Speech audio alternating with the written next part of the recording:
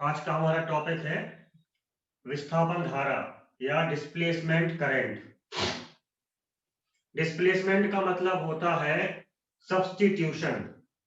मतलब जैसे कोई वस्तु अपने पास नहीं है तो उसके बदले हम और किस चीज का यूज कर सकते हैं, उसको बोलते हैं डिस्प्लेसमेंट, है ना। जैसे कभी कभी कोई टीचर क्लास में नहीं आते हैं आपकी, तो वहां पर उनके स्थान पे कोई और टीचर क्लास लेने के लिए आता है, तो हम बोलते हैं ये शिक्षक जो है वो हमारे टीचर का डिस्प्लेसमेंट है। रिप्लेसमेंट को ही फिजिक्स की भाषा में हम डिस्प्लेसमेंट के अर्थ में यूज करते हैं। तो डिस्प्लेसमेंट करंट या विस्थापन धारा का मतलब होता है एक ऐसी विद्युत धारा जो वास्तव में नहीं है लेकिन विद्युत धारा की ही भांति कार्य कर रही है। ठीक है, विद्युत धारा की भांति कार्य करने का मतलब क्या होता है, आप इसको समझें।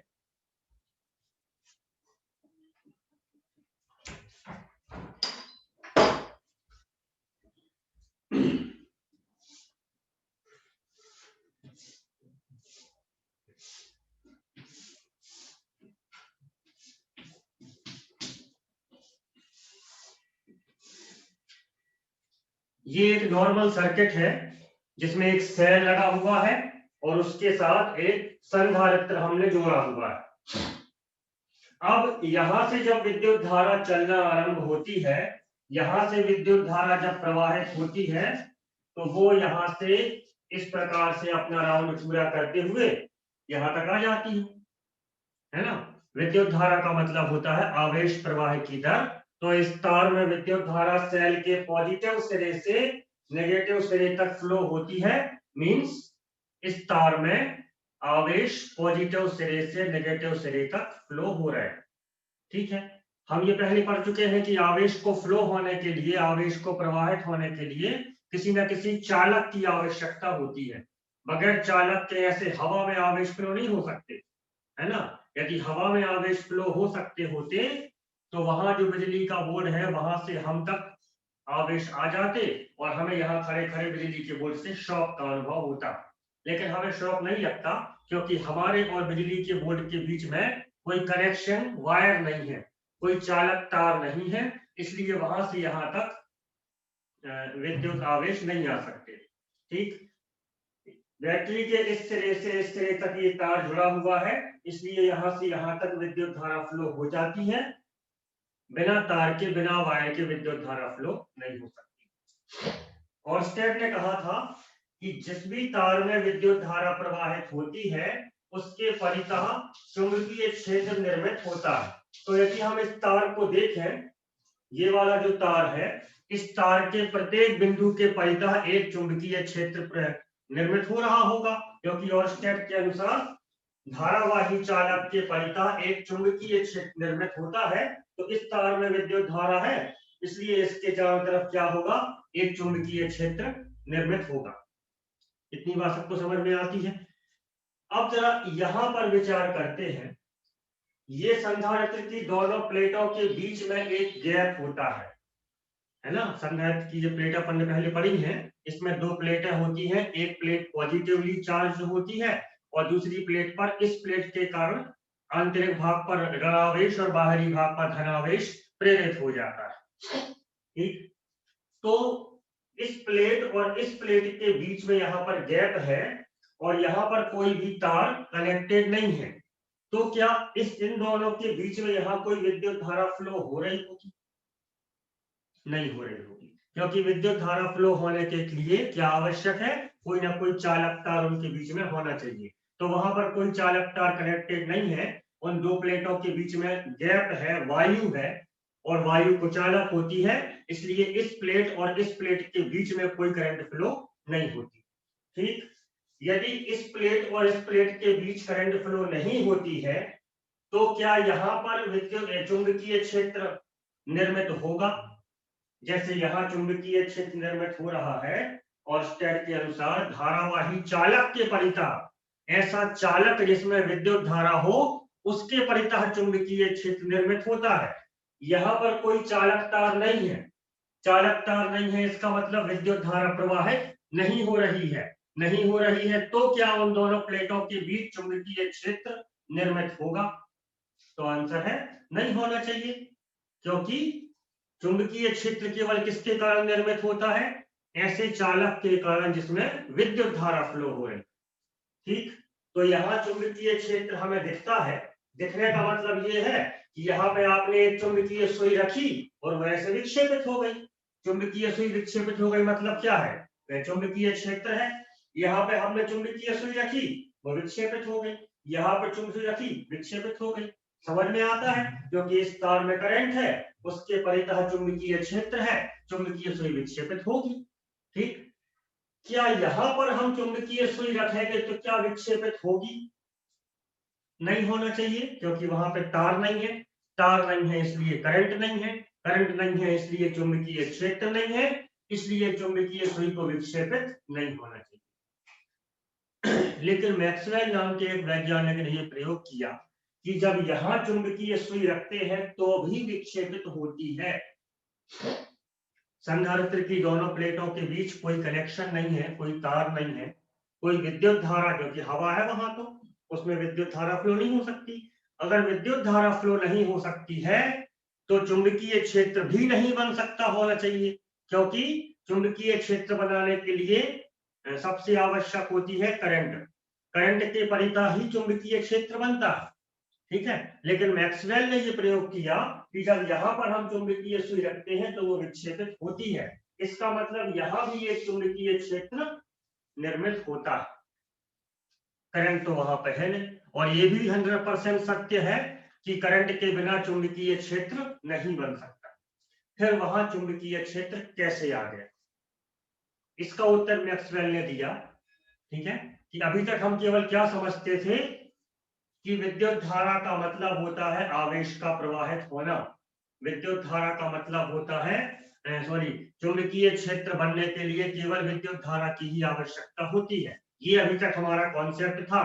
लेकिन मैक्सवेल ने एक नया कॉन्सेप्ट दिया कि चूंकि इस प्लेट में धन आवेश इकट्ठा होता जा रहा है, जैसे ही हमने सेल को ऑन किया एक आवेश आ गया, फिर एक और आवेश आ गया, फिर एक और आवेश आ गया, फिर एक और आया, फिर एक और आया, ऐसे उसमें आवेश भरता जा रहा है।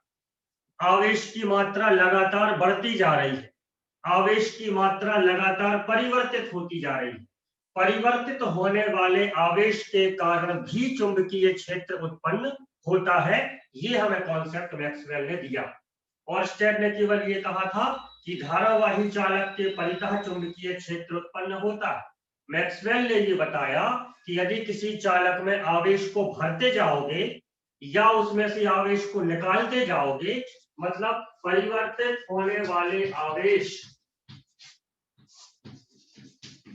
ये भी चुंबकीय क्षेत्र उत्पन्न करते हैं। जिस प्रकार धारावाही चालक चुंबकीय क्षेत्र बनाता है, उसी प्रकार परिवर्तित होने वाले आवेश भी चुंबकीय क्षेत्र बनाते हैं। इसलिए चूंकि यहाँ पर आवेश परिवर्तित हो रहा है, इसलिए यहाँ पर चुंबकीय क्षेत्र मिलता है।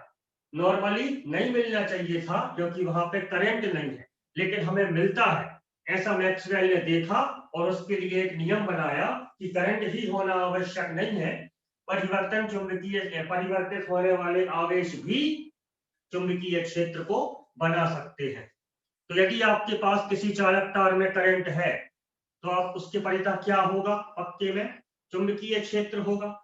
और यदि आपके पास करंट नहीं है लेकिन हमें चुंबकीय क्षेत्र चाहिए, तो हमें क्या कर सकते हैं? क्या उपाय है इसका? करंट नहीं है तो हम क्या कर सकते हैं? अब मैक्सवेल का अपने पास नियम है। अब यदि करंट नहीं है तो भी हम क्षेत्र को बना सकते हैं। कैसे? आवेश को परिवर्तित कर दो। मतलब परिवर्तित होने वाला आवेश किसकी भांति कार्य करता है? विद्युत धारा की भांति। क्योंकि विद्युत धारा चुंबकीय क्षेत्र बनाती है और करंट नहीं मिल रही आपको, तो दूसरा उपाय क्या है? आवेश को परिवर्तित कर दो, तो भी क्या बन जाएगा उसके परितः? चुंबकीय क्षेत्र। ऐसा मैक्सवेल ने प्रयोग करके देखा और कॉन्सेप्ट बनाया। तो परिवर्तित होने वाले आवेश भी चुंबकीय क्षेत्र बना सकते हैं। इसलिए परिवर्तित होने वाले आवेश को हम विद्युत धारा की जगह पर उपयोग कर सकते हैं। इसको हम कहते हैं डिस्प्लेसमेंट करंट, मतलब विद्युत धारा का रिप्लेसमेंट। करंट नहीं है यदि आपके पास, तो हम परिवर्तित आवेश को भी उसके स्थान पर रख के चुंबकीय क्षेत्र को बना सकते हैं। कोई टीचर नहीं आते हैं तो वो विषय और कौन पढ़ा सकता है उस क्लास में भेज दिया जाता है, वो डिस्प्लेसमेंट टीचर कहलाते हैं। ठीक है, यदि प्रिंसिपल नहीं आते हैं तो सभी टीचर्स में से जो प्रिंसिपल वाला काम कर सकता है उसको उस दिन के लिए प्रिंसिपल इंचार्ज बना दिया जाता है, जो वो काम कर सकता है। तो करंट नहीं है मान लो, तो करंट वाला काम और कौन कर सकता है? करंट वाला काम मतलब चुंबकीय क्षेत्र बनाना, ये काम और कौन कर सकता है? परिवर्तित होने वाले आवेश कर सकते हैं, इसलिए परिवर्तित होने वाले आवेश को विस्थापन धारा कहते हैं। ठीक, इसको हम नोट कर लेते हैं।